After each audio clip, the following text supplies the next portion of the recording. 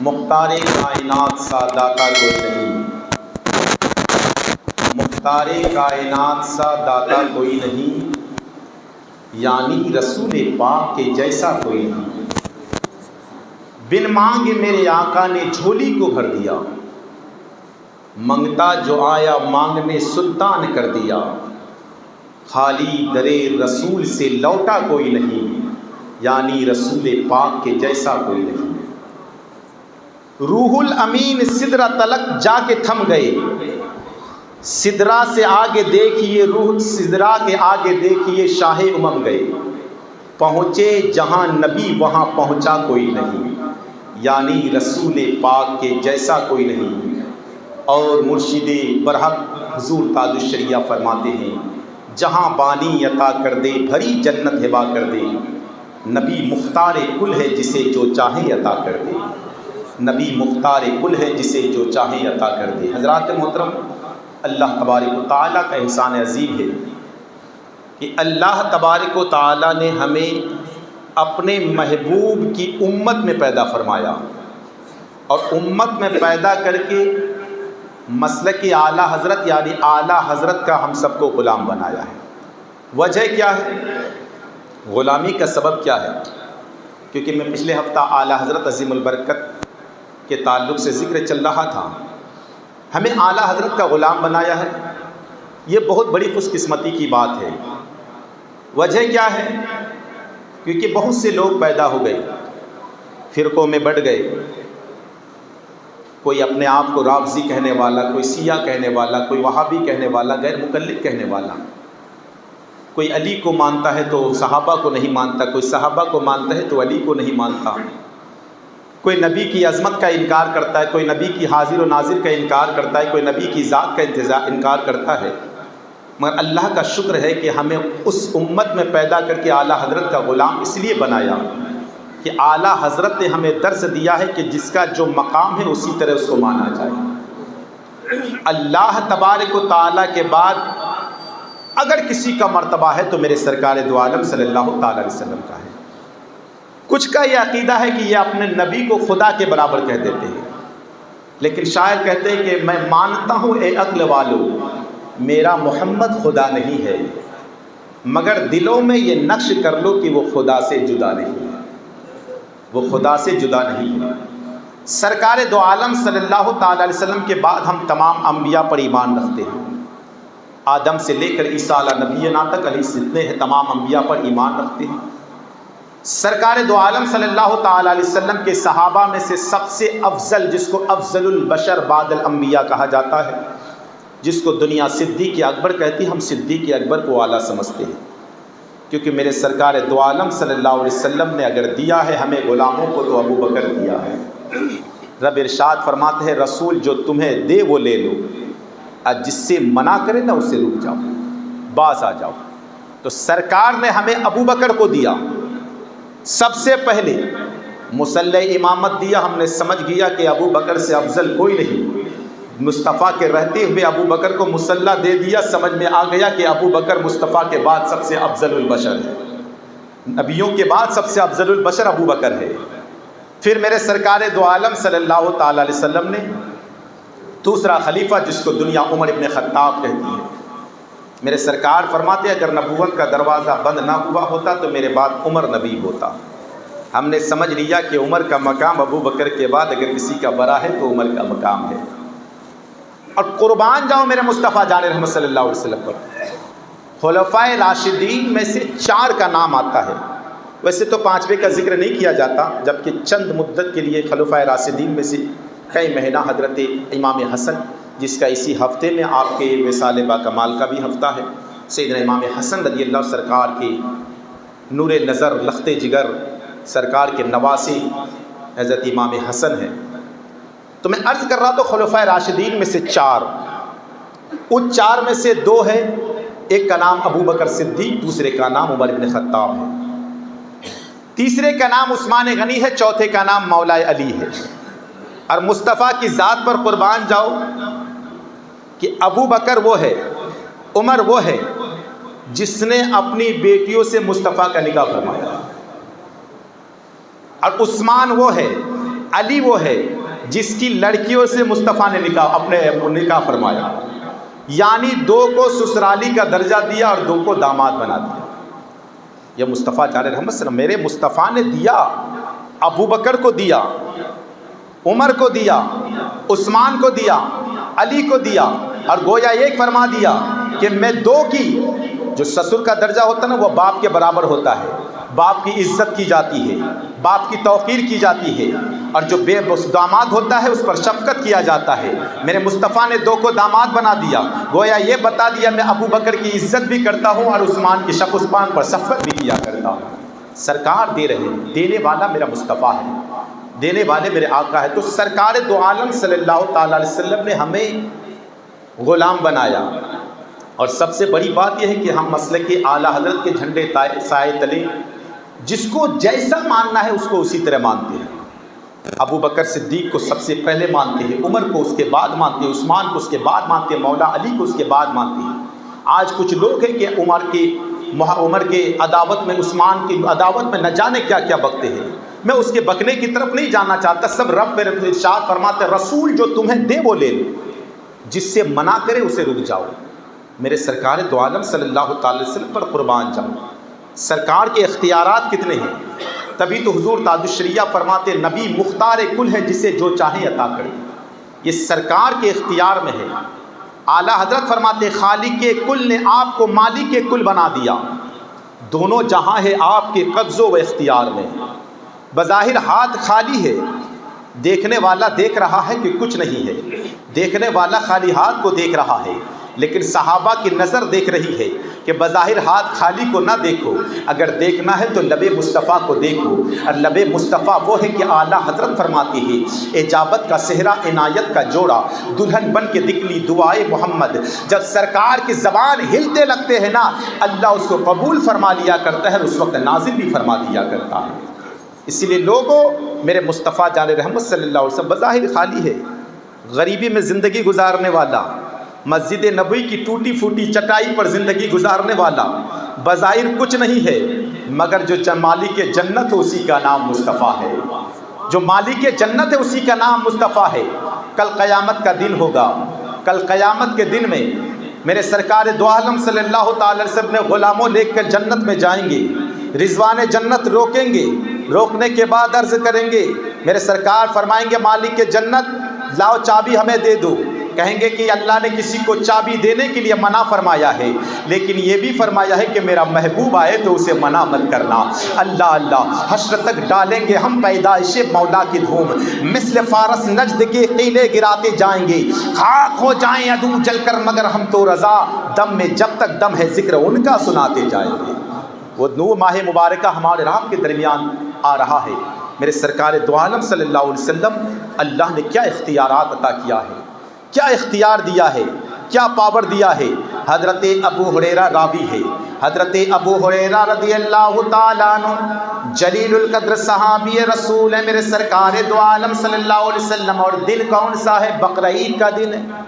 اب بقرعید کے دن میں اگر عید کی نماز جہاں ہوتی ہو، اگر عید نہ پڑھے، اس سے پہلے قربانی کر لے تو پھر قربانی ہوتی نہیں ہے، قربانی نہیں ہوتی ہے۔ حضرت ابو ہریرہ رضی اللہ عنہ نماز پڑھنے سے پہلے بکرے کو حلال کر دیا، ذبح کر دیا، اور ذبح کرنے کے بعد گوشت کھلا دیا۔ سرکار کی بارگاہ میں پہنچے تو نماز ہوئی نہیں تھی، سرکار نے فرمایا ابھی تیری قربانی ہوئی نہیں، ابھی قربانی ہوئی نہیں ہے۔ میرے سرکار دو عالم صلی اللہ علیہ وسلم فرمایا پھر سے قربانی کرو۔ عرض کرتے یا رسول اللہ میرے پاس تو اتنا بڑا جانور نہیں ہے، 6 مہینے کا بکرا ہے۔ سرکار فرماتے تیرے لیے یہ ہے کہ اسی 6 مہینے کے بکرے کو قربان کر دو، صرف تیرے لیے، اس کے علاوہ کسی اور کے لیے نہیں کہ 6 مہینے کے بکرے کو قربان کر دے۔ حضرت ابو ہریرہ کو سرکار فرماتے تیرے لیے ہے کہ اس کو قربان کر دو۔ پتہ یہ چلا کہ نبی مختار کل ہے جسے جو چاہے عطا کر دے، یہ سرکار کے اختیار میں ہے کہ سرکار چاہیں تو اس چیز کو بدل کے 6 مہینے میں تبدیل بھی کیا کر سکتے ہیں۔ میرے سرکار دو عالم صلی اللہ علیہ وسلم کو اللہ نے اختیار دیا ہے یہ پاور دیا ہے۔ آج کچھ کہنے والے کچھ کہتے رہے، نبی کو اپنی کتابوں میں لکھ ڈالا، کتاب نام اسماعیل دہلوی ہے، کتاب کا نام لکھی تقویۃ الایمان ہے لکھا، جس کا نام محمد یا علی ہو اسے کسی بات کا اختیار نہیں۔ ارے ذرا قربان جاؤ، اللہ نے جس کے بولنے کی زبان ہلنے کی دیر تھی، اگر کہہ دے رب حبلی امتی تو گنہگاروں کو رب جنت عطا فرما دے۔ کل قیامت کا دن ہوگا نا، اور قیامت کے دن میں کہے گا محبوب مانگ کیا مانگتا ہے یا رسول اللہ، اپنے گنہگار امت کو حوالے کر دے۔ کل قیامت کا دن ہوگا، سرکار دو عالم صلی اللہ علیہ وسلم یہی فرمائیں گے، گنہگار اگر اختیار نہ ہوتا تو پھر سرکار رب ارشاد فرماتا محبوب یہاں تک پہنچانا میرا کام تمہارا کام تھا، اب جس کو بخشو چاہو نہ بخشو یہ میرا کام ہے، لیکن محبوب مانگ کیا مانگتا ہے۔ اللہ اکبر، گویا محبوب کی ادا رب کو پسند ہے۔ محبوب تو مانگ، جو مانگے گا میں تجھے عطا کر دوں گا۔ اور محبوب کے غلام جب مصطفیٰ کی بارگاہ میں مانگتا ہے نا، جو بھی مانگتا ہے سرکار عطا کر دیتے ہیں، سرکار اسے دے دیتے ہیں۔ اللہ سرکار کی بارگاہ میں غلام حاضر ہے، اور جب غلام حاضر ہے نا، نام ابو بکر صدیق ہے، عمر ابن خطاب بھی ہے، عثمان غنی بھی ہے، مولا علی بھی ہے، حضرت زبیر بھی ہے، حضرت طلحہ بھی ہے۔ میرے سرکار سے غلاموں نے عرض کیا تھا یا رسول اللہ، پانی کی قلت کی وجہ سے جانور بھی پریشان ہے، سب حیران و پریشان ہے، پیاس کی شدت سے تڑپ رہے ہیں۔ میرے سرکار نے ایک غلام کو بھیجا، یہ جو سامنے پہاڑی دیکھ رہا ہے نا، اس کے پیچھے چلا جا، ایک شخص ہے جو پانی مشکیزہ لے کے جا رہا ہے، اس کو میرے پاس لے کر آ جانا۔ حضرت علی کرم اللہ وجہ الکریم گئے ہیں، اور جانے کے بعد دیکھا واقعی میں اللہ کوئی کہنے والا کہہ سکتا ہے یار کیسے پتا ہوگا کہ اس پہاڑ کے پیچھے کیا ہے، اس مسجد کے پیچھے کون آ رہا ہے مجھے کیا پتا ہے، کون آ رہا ہے مجھے کیا پتا ہے۔ اللہ لیکن اعلیٰ حضرت تو فرماتے ہیں نا میرے نبی کے جب نہ خدا ہی چھپا تم پہ کروڑوں در، جس کی نگاہوں سے رب نہ چھپا، پھر وہ کیا بات ہے کہ پہاڑ کے پیچھے نہ دیکھ سکتا ہو۔ عرض کرتے ہیں کہ میرے سرکار کی اس پہاڑ کے پیچھے جا، ایک شخص جا رہا ہے مشکیزہ بھرا ہوا ہے، اس کو میرے پاس لے کر آ جا۔ میرے سرکار کے غلام آگے بڑھے ہیں، حضرت علی کرم اللہ وجہ الکریم گئے ہیں۔ حضرت علی کی طبیعت ایسی ہے کہ وہ بہت سنجیدہ مزاج کی ہے، اس کو سمجھا رہے کہ میرے مصطفیٰ بلا رہے ہیں، میرے مصطفیٰ تجھے اپنی بارگاہ میں بلا رہے ہیں، مگر وہ ماننے کو تیار نہیں، وہ جانے کو تیار نہیں ہے۔ اتنے میں ایک پاؤں دو پاؤں کرتے کرتے عمر آگے بڑھے، عمر نے دیکھا علی سمجھا رہے ہیں مگر یہ ماننے کو تیار نہیں ہے، یہ جانے کو تیار نہیں ہے۔ حضرت عمر نے ایک ہاتھ سے اس کا گریبان پکڑا ہے، دوسرے ہاتھ سے اونٹ کی نکیل پکڑا ہے، سیدھا گھسیٹ کے مصطفیٰ کی بارگاہ میں لے کر آیا۔ میرے مصطفیٰ جا، وہ شخص تو آنے کو تیار رہی، جو ہی مصطفیٰ کی بارگاہ میں پہنچا تو کیا دیکھ رہا ہے، کبھی مصطفیٰ کے چہرے کو دیکھ رہا ہے، کبھی ان کے غلاموں کو دیکھ رہا ہے، اور یہ سوچ رہا ہے کہ میں زمین پہ ہوں کہ آسمان پہ ہوں، میں انسانوں کے بیچ میں ہوں کہ ستاروں کے جھرمٹ میں ہوں۔ یہ ایسا لگ رہا ہے کہ ستاروں کے بیچ میں 14ویں کا چاند چمک رہا ہے، ستاروں کے بیچ میں میرے مصطفیٰ ایسے چمک رہے ہیں، ایسا لگ رہا ہے کہ 14ویں کا چاند چمک رہا ہے۔ میرے سرکار نے مشکیزہ لیا ہے، اور مشکیزہ لینے کے بعد مشکیزے کے انگلی لگایا ہے، مشکیزے کے منہ کو کھول دیا ہے، اپنے غلام سے فرمایا ہے غلاموں آؤ پانی بھر لو۔ سب نے پانیوں کو بھرنا شروع کر دیا، چھوٹے بچے برتن کو بھی لے کے آیا گیا، چھوٹے بڑے برتن کو بھی لایا گیا۔ اعلیٰ حضرت ترجمانی فرماتے ہیں انگلیاں ہے فیض پر ٹوٹے ہیں پیاسے جھوم کر، ندیاں پنجاب رحمت کی ہے جاری واہ واہ۔ اللہ سب نے اپنے مشکیزوں کو بھی بھر لیا، سب نے پانی پی بھی لیا، اپنے جانوروں کو سیراب کر لیا، لیکن جب اس غلام کی طرف دیکھا تو فرماتے کہ دیکھو اب تیرے مشکیزے میں کمی تو نہیں آئی ہے۔ جب مشکیزے کا منہ کھولا ہے تو دیکھا کہ جس طرح مشکیزہ تھا بھرا ہوا، پہلے سے زیادہ پانی نظر آ رہا ہے، پہلے سے زیادہ پانی نظر آ رہا ہے۔ اللہ سرکار فرماتے غلاموں سے عرض کیا غلاموں ابو بکر صدیق عمر ابن خطاب، اس سے تم نے پانی نکالا ہے، پانی سے شراب ہوا ہے، اب ایک کام کرو اس کو کھانے کے لیے کوئی سامان مہیا کر دو۔ اللہ اکبر، سب نے اپنے غلام نے جتنے تھا کوئی روٹی کا ٹکڑا جمع کیا، اور روٹی کا ٹکڑا جمع کرنے کے بعد اس شخص کو دیا ہے۔ وہ حبشی کالا کلوٹا ہے، وہ ابھی تک مصطفیٰ کے چہرے کو تاک رہا تھا۔ اعلیٰ حضرت فرماتے ہیں چمک تجھ سے پاتے ہیں سب پانے والے، میرا دل بھی چمکا دے چمکانے والے۔ سرکار کا چہرے ناز تو وہ ہے کہ سرکار صرف خود روشن نہیں ہے بلکہ ان کے پاس آنے والا غلام بھی روشن ہو جایا کرتا ہے، ان کے پاس آنے والا غلام بھی منور ہو جایا کرتا ہے۔ سرکار کی بارگاہ میں سرکار غلاموں نے لا کر روٹی کا ٹکڑا جمع کر کے دیا اور کہا جاؤ اب تم اپنے مالک کے پاس چلے جاؤ۔ اتنا سننا تھا، اس نے کہا تھا کہ حضور کیا ایسا ہو سکتا ہے کہ غلام کو آ کر اپنے دربار میں بلائے اور خالی ہاتھ واپس کر دے؟ فرماتے میرے سرکار فرماتے ہیں چاہتا کیا ہے؟ عرض کرتے آقا جس طرح اس غلام کو اپنے دربار میں بلایا ہے اسی طرح کلمہ پڑھ کے مسلمان بھی کر دیجئے، کلمہ پڑھا کے مسلمان بھی بنا دیجئے۔ سرکار سرکار نے کلمہ پڑھایا ہے، اللہ اللہ اب کلمہ پڑھائے، پھر فرماتے سرکار ایک گزارش اور ہے، میں کسی اور کا غلام ہو، میرے آقا مجھ سے کام کیا لیتے ہیں؟ یہ صبح میں 1 دن 2 دن کی مسافت یا 3 دن کی مسافت میں جاتا ہوں، اونٹ میں مشکیزہ لاٹتا ہوں پانی کا، پھر 3 دن کی مسافت میں پہنچتا ہوں، پورا 1 ہفتہ میرا ایسی پانی لانے میں اور لے جانے میں گزر جاتا ہے، سرکار میں کسی کا غلام ہو، آپ کرم فرما دیجئے۔ میرے سرکار فرماتے ہیں کہ کیا چاہتا ہے؟ سرکار میں کالا کلوٹا ہو، سرکار میں حبشی ہو، کرم فرما دیجئے، اس غلام کو بھی چہرے میں منور و مجلہ کر دیجئے۔ سر آپ دیکھ رہے ہیں تمام لوگ مدینے والے تمام غلام دیکھ رہے ہیں کہ سرکار نے اس کو اپنے کملی کے اندر چھپایا ہے، اور جب باہر نکلا تو چہرہ روشن ہو چکا تھا، چہرہ منور ہو چکا تھا، اللہ اللہ اب جا رہا ہے۔ وہ کتنا خوش قسمت ہوگا جس کو ابو بکر صدیق کا ٹکڑا ملا ہو، وہ کتنا خوش قسمت ہوگا جس کو عمر ابن خطاب کا ٹکڑا ملا ہو۔ اب وہ جا رہے ہیں، ادھر اس کے آنے کا ٹائم زیادہ ہو گیا، اللہ اللہ اور میرے مصطفیٰ جان رحمت صلی اللہ تعالی علیہ وسلم انگلیوں کی گھائیوں سے پانی کا چشمہ جاری کر دیا۔ حضرات محترم یہ کوئی معمولی بات نہیں ہے کہ انگلیوں کی گھائیوں سے پانی کا چشمہ جاری کر دے، کسی کی انگلی کٹ جائے تو پانی نہیں نکلا کرتا، خون بہا کرتا ہے۔ میں نے تو پتھر سے پانی کا نکلنا دیکھا ہے، میں نے تو زمین سے پانی کا ابلنا دیکھا ہے۔ جب حضرت اسماعیل علیہ نبینا علیہ الصلوۃ والتسلیم بچپنے کے عالم میں پیاس کی شدت سے ایڑیوں کو رگ رہا ہے، اللہ نے زمزم کے کنویں کو عطا فرما دیا ہے۔ جب حضرت موسیٰ کلیم اللہ کی قوم نے پانی مانگا تھا، اللہ اللہ قرآن پاک میں اس کے آیات کریمہ موجود ہے، فانفجرت من حسنتا عشرۃ عینا قد علم کل اناس مشربہم۔ اللہ اللہ جب حضرت موسیٰ پیغمبر کی قوم نے پانی مانگا تھا، حضرت موسیٰ پیغمبر نے پتھر پر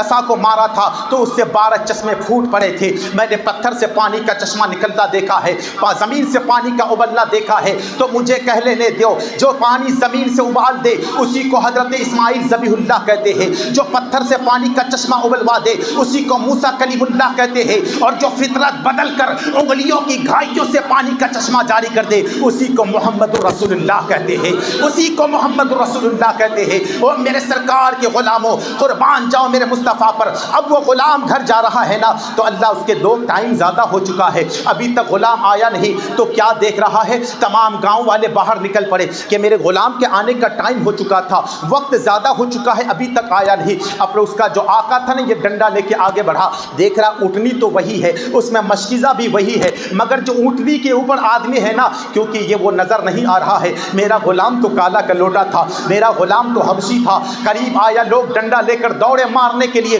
اس نے کہا آقا رک جاؤ، میں آپ کا غلام ہوں۔ کہا کہ میرا غلام ہو نہیں سکتا، میرا غلام تو حبشی تھا، میرا غلام تو کالا کلوٹا تھا۔ کہا کہ حضور معاملات یہ ہے، وہ میرے آقا سن لے، راستے میں ایک شخص ملا تھا، راستے میں وہ میرے آقا مدنی تاجدار مل گئے، جس نے میرے چہرے دل کے ساتھ ساتھ میرے چہرے کو بھی منور فرما دیا ہے، میرے چہرے کو بھی روشن کر دیا ہے۔ کہا جب بات ایسی ہے تو پھر مجھے بھی اس کی بارگاہ میں لے کے چلو۔ وہ کون آقا ہے؟ میرے مصطفیٰ جان رحمت کو اللہ نے کیا اختیار دیا ہے، سرکار کی بارگاہ میں پہنچے، پورا قبیلے کا قبیلہ مسلمان ہو گیا۔ تبھی تو اعلیٰ حضرت فرماتے ہیں چمک تجھ سے پاتے ہیں سب پانے والے، میرا دل بھی چمکا دے چمکانے والے۔ حضرات محترم، یہ میرے سرکار دو عالم جسے جو چاہے عطا کر دے، میرے سرکار جسے جو چاہے عطا کر دے۔ یہ ماہ مبارکہ ربیع النور شریف کا آ رہا ہے، اور یہ ماہ مبارکہ ہمارے لیے کوئی چھوٹی موٹی چیز نہ دیکھیں، کوئی ایسی نہیں کہ جس کے صدقے سے رب ارشاد فرماتا لولا کا لما خلقت الافلاق، محبوب اگر آپ کو پیدا کرنا مقصود نہ ہوتا نا تو پھر کائنات نہ بناتا، اگر یہ چیز پیدا ہوا ہے تو مصطفیٰ کے صدقے سے پیدا ہوا ہے۔ شاعر فرماتے کہ آئی ہے دنیا میں جب جب عید میلاد رسول، آئی ہے دنیا میں جب جب عید میلاد رسول، کھوئی ہے دنیا کا سب غم عید میلاد رسول، کسر باقی نہ رکھی بزم ایمکا جگمگانے میں، عرب میں چاند نکلا چاندنی پھیلی زمانے میں، کسی شے کی تمنا ہی نہیں ہم کو زمانے میں، مدینہ لکھ دیا جائے ہمارے آب و دانہ میں، ہرا کی غار سے شمع نبوت کی کرن پھوٹی، اجالا ہی اجالا ہو گیا ہر سو زمانے میں۔ حضرات محترم، وہ ماہ مبارکہ 1500 سالہ سرکار کی ولادت ہمارے رات کے درمیان آ رہی ہے، یعنی ہمیں اس مرتبہ ہر سال سے زیادہ لگے کہ واقعی عاشق مصطفیٰ کیا ہوا کرتا ہے، سرکار کے غلام کیا ہوا کرتے ہیں۔ اس کا مطلب نہیں اگر کچھ لوگ بولنے والے آپ کے قریب میں پچھلے ہفتہ بھی کہا تھا کہ بولنے والے بہت آئیں گے، کہیں گے یہ کہاں سے جائز ہے، جھنڈے لگانا کہاں سے جائز ہے، یہ بولنے والے بہت آئیں گے۔ بتاؤ اگر ابھی اس سے پہلے جو ٹائم گزرانا بھی 15 अगस्त का दिन था। किसने झंडा नहीं फहराया होगा? सब ने फहराया होगा, कोई चाहे माने चाहे ना माने। यार, एक आज़ादी के लिए तुम 15 अगस्त का झंडा फहराते हो, और जिसके सदक़े से रब ने कायनात बनाया है, जिसके सदक़े से रब ने हर चीज़ को बनाया, फिर हम उसके नाम का जुलूस और झंडा ना करें तो फिर क्या करें? हमसे जितनी हो मोहब्बत का इजहार करें, हम मोहब्बत के कायल हैं। मैं एक वाक़या किसी किताब में पढ़ा कि हज़रत मूसा पैगंबर एक मरतबा रास्ते से जा रहे थे ना, तो क्या देखा, एक शख्स है आसमान की तरफ सर उठा के देख रहा है कि परवरदिगार, मैंने तुझे देखा नहीं, एक मरतबा तुझे देख लूँगा तो मैं तुझे अच्छे नहलाऊँगा, तेरे बाल कंघी करूँगा, तेरे अच्छे साबुन से नहलाऊँगा, अच्छा उम्दा कपड़ा पहनाऊँगा। हज़रत मूसा जलाली थे, उसने देखा यार ये कैसी हमकाना गुफ्तगू कर रहा है, ऐसी हमका बात कर रहा है। एक डंडा लिया हज़रत मूसा पैगंबर ने, उसे एक डंडा लगाया कि नादान, तुझे ज़रा सी बद नहीं, ऐसी अल्लाह के बारे में ऐसी बातें कर रहा है, उल फिल बक रहा है। वो शख्स कहा, मौला एक मरतबा बोल लिया तो मार खाया, मैं और कभी नहीं बोलूँगा। जुमला यह था कि एक मरतबा बोला तो मार खा लिया, मौला कभी नहीं बोलूँगा। जब मूसा पैगंबर कोहे तूर पर गए ना, कोहे तूर पर गए तो हर दिन आवाज़ आती थी, रब से कलाम होता था। कुरान पाक में वो कल्लमल्लाहु मूसा तकलीमा, हज़रत मूसा वो थे जो कोहे तूर पर जाकर रब से बात किया करते थे। मगर आज कोई आवाज़ नहीं आ रही, परवरदिगार जब रोज़ाना बात करते आज क्यों नहीं? कहा कि जब तक मेरे उस बंदे को मना कर लेकर नहीं आएगा मैं तुझसे बात नहीं करूँगा। कहा मौला वो तो अहमकाना गुफ्तगू कर रहा था, तेरे कपड़े धो रहा था, तेरे बाल संवार रहा था। कहा कि मूसा उससे जितना हो रहा था वो अपनी मोहब्बत का इजहार कर रहा था। मूसा हम इबादत के नहीं मोहब्बत के कायल है, तो हमें भी देखना है कि हम सरकार की मोहब्बत कितने करने वाले हैं। इसीलिए सरकार